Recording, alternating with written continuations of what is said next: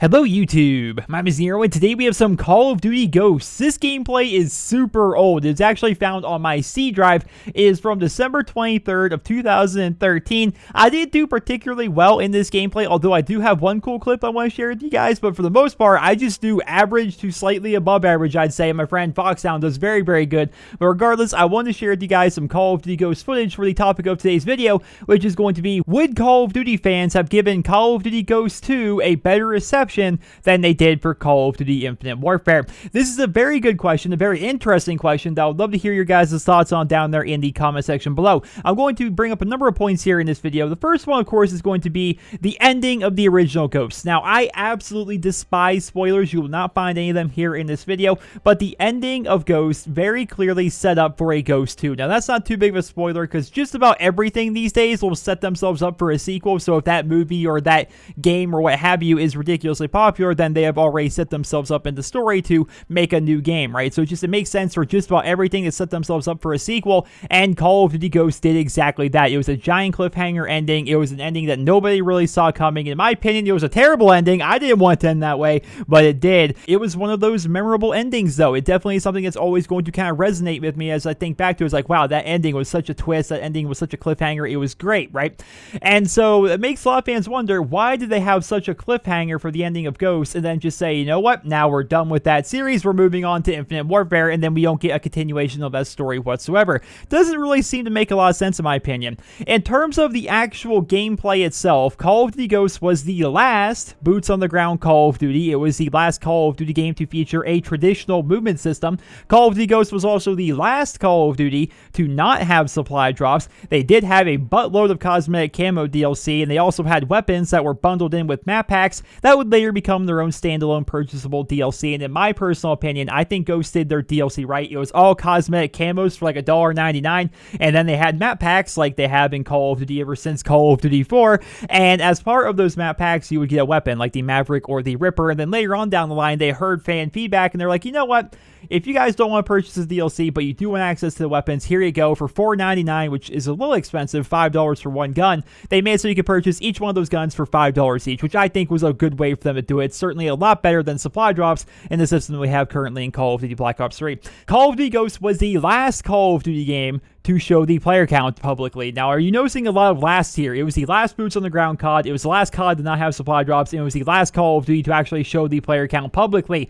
And one of the reasons why people think, myself included, the theory going around is the reason why they don't show the player count publicly in Call of Duty anymore is because the player count really hurt Ghosts. It was hemorrhaging players.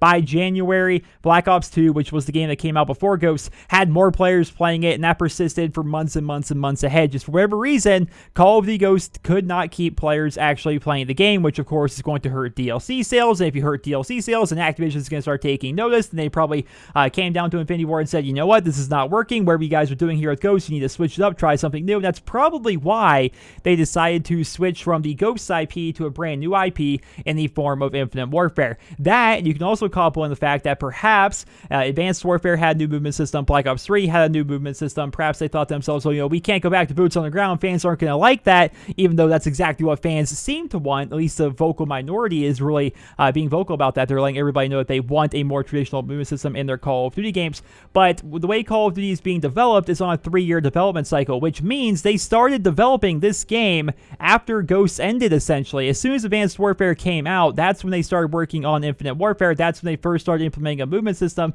And a couple of years down the line, when everybody is starting to revolt against the idea of a new movement system in their new Call of Duty game, it's far too late for them to possibly change it. They've already put over 2 years worth of work into this game and into that movement system. They can't just scrap it all and then try to rebuild the game from the ground up to accommodate what some people on the internet are saying, right? So it makes sense that they haven't changed that around.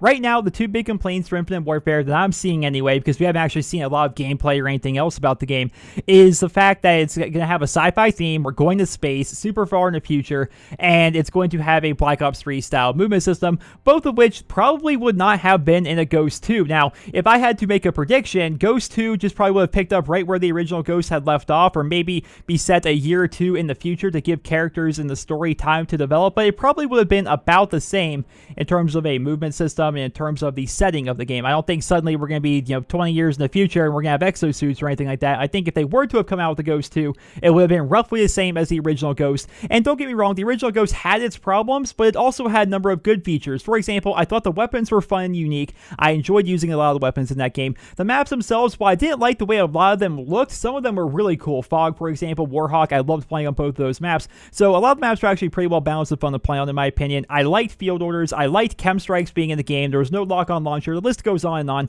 But there, of course, was a number of problems with Ghost, in my opinion, as well. SATCOMs. Whose idea was that? Whose idea was it to, like, let's remove the UAV and make a SATCOM?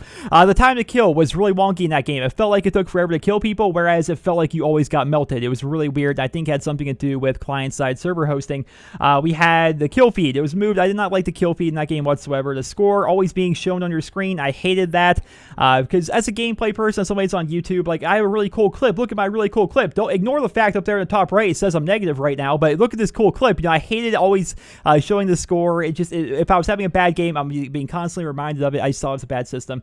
I didn't like the color palette. I didn't like the fact that you could get care package chem strikes from field orders. That was silly in my opinion. Support streaks, lack of recoil. The list goes on and on. There's a number of good things and bad things about Call of Duty Ghosts, but a good thing about a sequel to the game probably would have been the fact that it'd be relatively the same in terms of the setting and the movement system, because I don't see them continuing the story by jumping 30 years into the future. It probably would have been set either directly after the end of the original, or it would have been set, a year or two, again, to give characters a little bit of time to develop. So the big question is, would Call of Duty Ghosts 2 have been better received than Infinite Warfare? It's tough to say. It's really, really tough to say, because if we had no idea that it was one of those two options, if we would have gotten a Ghost 2, they would have said right from the very beginning, it's Ghost 2, it's going to be a direct sequel, it's going to be relatively the same in terms of the movement and the setting. I think people may have complained about that because, again, looking back at it, Ghost was hemorrhaging players. There was a lot of players that just did not play the game, that went back to Black Ops 2. Obviously, that was not cool by Activision. They weren't selling DLC, so Activision says, you know what, we need to go ahead and do something about this. That may have actually influenced the idea of supply drops coming into Advanced Warfare with Sledgehammer Games, because they didn't sell as much DLC with Call of Duty Ghosts. At least I'm predicting that. I don't have actual numbers on this, but if they have a low player count, they're going to have a lower DLC sales. It just makes sense. You put two and two together there.